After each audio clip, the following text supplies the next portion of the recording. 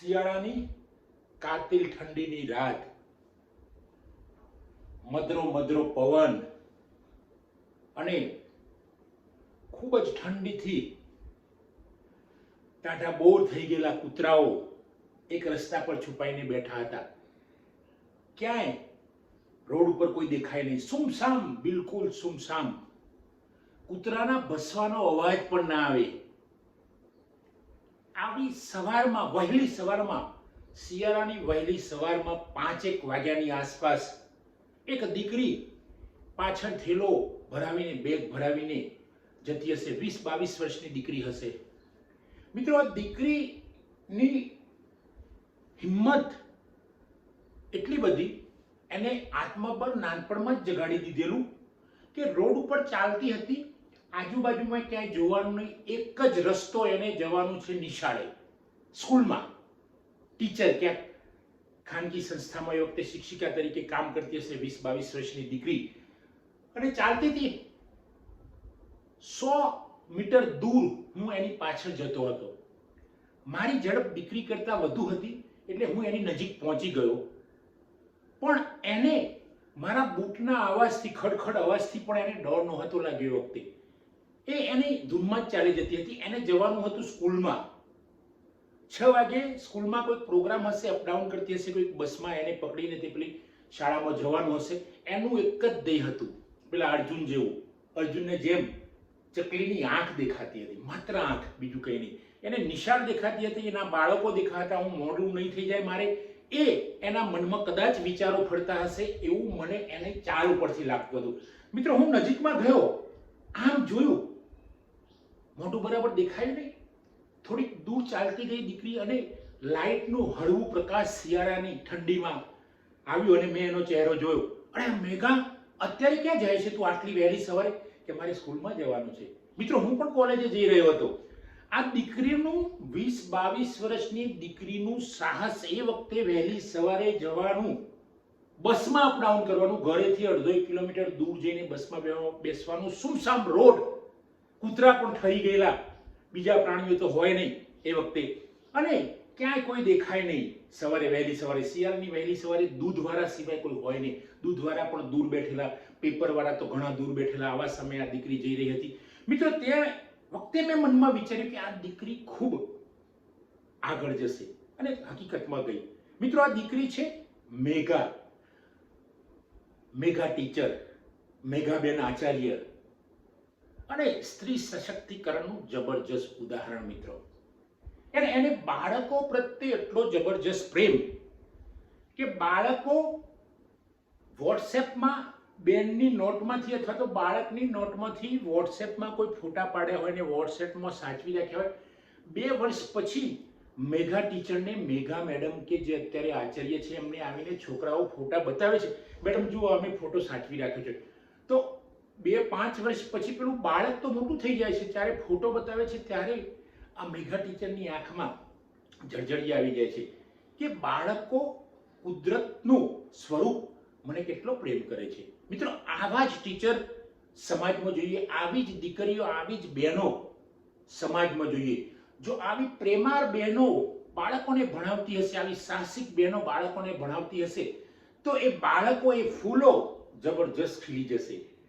એમના ખીલવામાં કોઈ રોકટોક નહીં હોય. કુદરત પણ એમને નહીં રોકી શકે, કારણ કે એનો ગુરુ, એનો માળી એટલો જબરજસ્ત છે, સાહસિક છે, હિંમતવાન છે. આ દીકરી એવી જ છે, મેઘા. તો મિત્રો, આવી ટીચર એ, અથવા તો આવી બહેનો, આવી સ્ત્રીઓ બીજી દીકરીઓ માટે, નવી પેઢી માટે જબરજસ્ત ઉદાહરણ પૂરું પાડે છે. મિત્રો, આવી ટીચર, આવી આચાર્ય એ બીજા લોકો માટે, દીકરાઓ માટે પણ ઉદાહરણ પૂરું પાડે છે કે જો દીકરી આટલું સાહસ કરી શકતી હોય, સવારમાં વહેલી સવારે જવું. મિત્રો, આવા તો એના ઘણા કિસ્સાઓ છે, પણ જે મેં અત્યારે હાલ મને જે યાદ હતો એ કિસ્સાની વાત કરી. એકવાર એમને અચાનક અમેરિકા જવાનું થયું. મેઘાને શિક્ષિકામાં અહીંયા હોય, એક બાજુ ફરજ નિભાવવાની હોય, અચાનક અમેરિકા જવાનું થયું. દીકરો નાનો, પેટમાં તેઈને જવાનું, 2-4 બેગો હોય, એકલા કેવી રીતે જવું? પણ એના મમ્મી પપ્પા ચિંતા કરતા છે, બધા ચિંતા કરતા છે, પણ એને નક્કી કરી લીધું હું જઈશ, એકલી જઈશ. મિત્રો, આ દીકરી એ વખતે બસ બસ એ 22-23 વર્ષ પછી, એકાદ વર્ષની ઉંમર મોટી હશે ત્યારે દીકરી એકલી અમેરિકા પહોંચી ગઈ અને ત્યાં જઈને પણ બેઠીને એને એની પ્રવૃત્તિ શરૂ જ રાખી. મિત્રો, આવું તો એને નિશાળની અંદર પાણી કેવી રીતે બચાવવું, જળ એ જીવન છે, એ સંદર્ભમાં ઘણા બધા બાળકોને એને બદલી નાખ્યા છે. બાળકો પણ આ મેઘા ટીચરને જોઈને બદલાઈ ગયા છે. મિત્રો, આવી દીકરીઓ સમાજમાં છે, ક્યાંય પણ એને ડર નહીં. કારણ કે ડર નથી એનું કારણ કે પ્રેમાળ વ્યક્તિત્વ છે, જે દરેકને પ્રેમ કરે છે, દરેકની સામે સરખી રીતે દ્રષ્ટિ રાખે છે. એને કોઈનો ડર હોતો નથી. જાણે કે મેઘા એ પોતે એને આત્મજ્ઞાન ન થઈ ગયું એવું લાગે.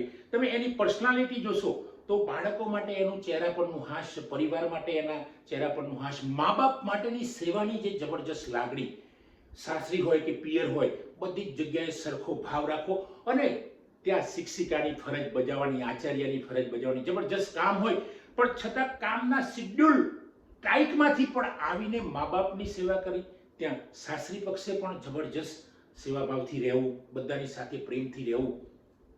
આ અઘરી વાત છે. આજની દીકરીઓ ખૂબ આગળ પહોંચી ગઈ છે. મેઘાને તો હું એમ કહું છું મિત્રો કે આ મેઘા સાગર બની ગઈ છે.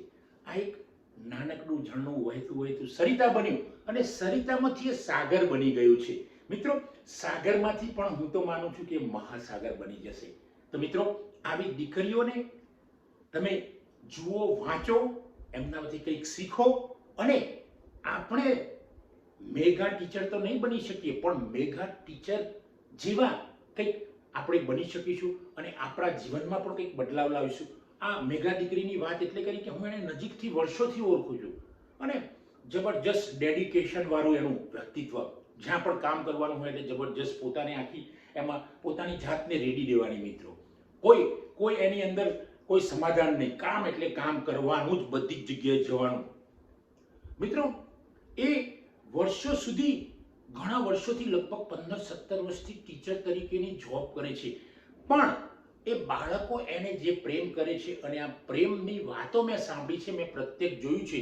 બસ જે પ્રેમ કરે, જે બાળકોને પ્રેમ કરે, જે પોતાના વિદ્યાર્થીને પોતાના બાળક જેટલો પ્રેમ કરે, એનાથી મોટી વ્યક્તિ કોઈ નથી. કારણ કે મિત્રો, દુનિયામાં પ્રેમથી મોટી લાગણી, પ્રેમથી મોટી કોઈ સંવેદના નથી. કારણ કે બધા જ સાધુ સંતો, મહાત્માઓ, મહાન માણસો, શિક્ષકો, પ્રોફેસરો, જે પણ ડોક્ટર્સ હોય, બધા એમ કહે છે કે ભાઈ પ્રેમથી જીવવું. આપણા વડલાઓએ પણ કહેતા હતા, જતી વખતે એમનો અંતિમ સમય હોય તો ભાઈ પ્રેમથી રહેજો, એવું કહેતા હતા. મિત્રો, તો આ ટીચર, મેઘા ટીચર, મેઘા મેડમ, મેઘા આચાર્યને હું વંદન કરું છું કે સમાજમાં આવી દીકરીઓ બધી જ હશે તો આપણી બહેનો, આપણી સ્ત્રીઓ અને આપણી નવી આવનાર પેઢીની જે દીકરીઓ છે એમને કંઈક બોધપાઠ મળશે અને એ પણ પોતે આગળ જવાનો પ્રયત્ન કરશે.